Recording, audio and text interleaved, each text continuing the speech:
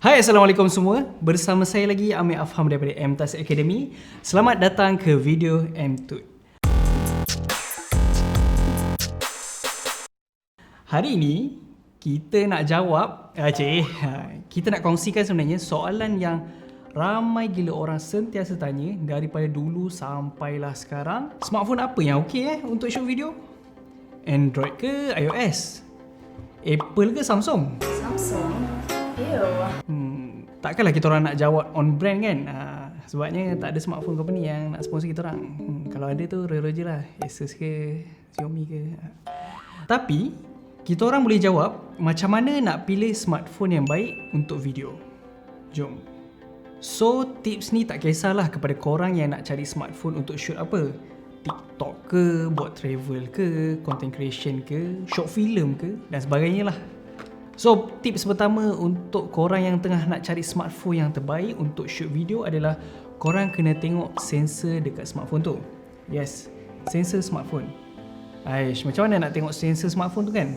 Tak nampak kat luar masalahnya. Korang pergilah Google, tengok dekat website macam GSM Arena ke ataupun website daripada smartphone company brand korang tu. Okay? Maklumat yang dibagikan biasanya agak detail dan tepat. Sensor kamera ni ada macam-macam brand, macam Sony, Samsung dan lain-lain lah.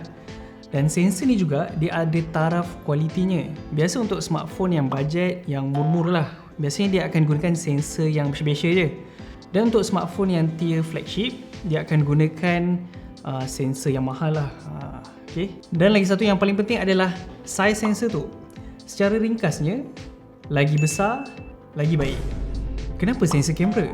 Sebab sensor kamera ni lah yang melibatkan benda-benda macam kualiti gambar yang dihasilkan, low light performance, depth of field, dynamic range dan kualiti setiap pixel yang dihasilkan. So maksudnya makin tinggi megapiksel, makin lawa lah kan? Tak. Inilah antara kesilapan kalau korang anggap asal megapiksel tinggi je, kamera lawa. Dia tak berapa tepat ya, tuan-puan sekalian. Kita kena tamatkanlah mitos ni. Contohnya macam ni. Sensor besar ni bagus, cuma ada limitasi. Walaupun besar, tapi dia masih kecil lah dekat smartphone. Sebab itulah, smartphone kan kita nipis kan. Kalau korang nak tengok sensor besar, korang tengok macam DSLR, macam kamera mirrorless tu. Yang tu memang nampak sensor dia kalau korang buka dia punya lens tu. Okay, sebenarnya size sensor ada banyak size sensor untuk smartphone, untuk kamera, untuk cinema kamera. Semua size ni berlainan dan kalau korang nak tahu lebih lanjut apa size-size ni dan apa kelebihan dan kekurangannya, korang boleh tengok dekat MTAS Flix, tajuk dia jenis-jenis kamera. Kat situ saya membebel semua pasal size sensor dan yang sewaktu dengannya. Maksud limitasi tadi adalah limitasi pixel dalam sensor. Makin tinggi megapiksel, makin kecil setiap pecahan piksel dalam sensor. Makin banyak piksel, makin banyak detail yang boleh ditangkap. Tapi, makin kuranglah keupayaan untuk low light performance. Sebabnya, banyak piksel yang dia dah jadi kecil dah. So, cahaya yang nak masuk ke dalam piksel tu dah berkurangan. Boleh faham tak kat situ? Lepas tu datanglah teknologi pixel binning. Yang ni nanti saya share lah dekat next video nanti. Makin panjang pula video ni nanti kan. Okay. Tips yang kedua, lensa kamera. Smartphone zaman sekarang ni at least dah ada sampai 2 kamera.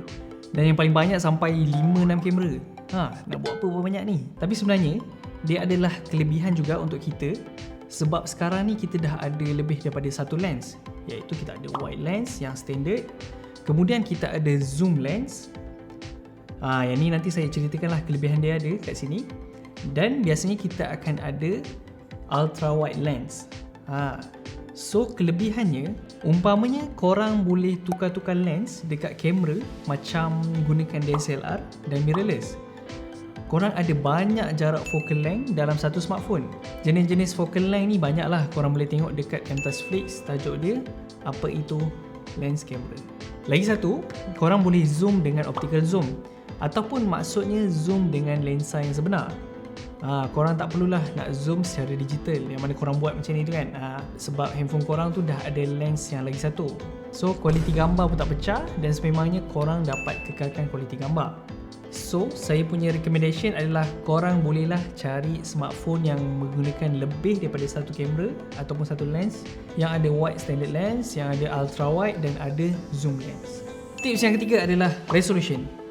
Okay, smartphone sekarang ni sekurang-kurangnya korang nak pilih tu, pilihlah yang record 1080p ataupun Full HD.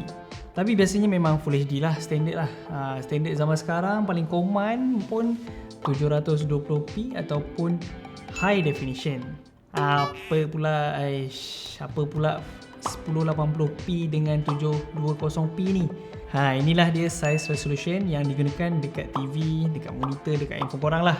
Selain tu boleh check it out dekat mtasflix.podia.com. Saya ada membebel juga panjang gila pasal resolution ni, korang boleh check it out dekat sana. Okay.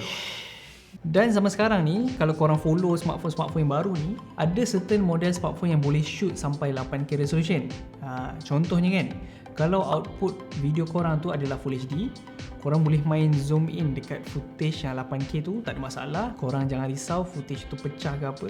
Tapi korang perlu ingat yang mana quality footage ni dia memang tak samalah. Korang jangan bandingkan pula Sony A1 dengan Samsung Galaxy S20 Ultra. Memang tak sama lah dia punya footage 8K tu. Tapi at least korang dapat lah ruang untuk mana korang nak zoom in ke, korang nak main effect ke apa ke. Yang tu tak ada masalah lah. So korang nak cari smartphone tu, korang bolehlah cari yang Full HD dan ke atas. Biasanya 4K 30 frame per second ni dia dah standard lah kat situ. Okay, and then dekat resolution tu korang akan nampak Full HD 1080p. Lepas tu sebelah dia tu ada 30p. 30p tu apa? Itu adalah frame per second. Sebenarnya ada beberapa tips lagi untuk korang pilih smartphone yang terbaik untuk shoot video. Macam-macam lagi lah. Macam OIS, macam camera processing, frame per second tadi, dan macam-macam lagi. Korang berminat ke nak tahu? Kalau korang berminat nak tahu, korang boleh je komen kat bawah. Dan kalau korang ada apa-apa nak share ke atau ada apa-apa soalan nak tanya, boleh komen je dekat bawah. Dan untuk pengetahuan korang, sebenarnya dekat tutorial mtasflix kita ada sediakan juga tutorial macam mana nak shoot video dengan gunakan smartphone. Sampailah editing pun ada juga editing apps dekat smartphone. Apa tunggu lagi? Langganlah mtasflix.podia.com. Okay?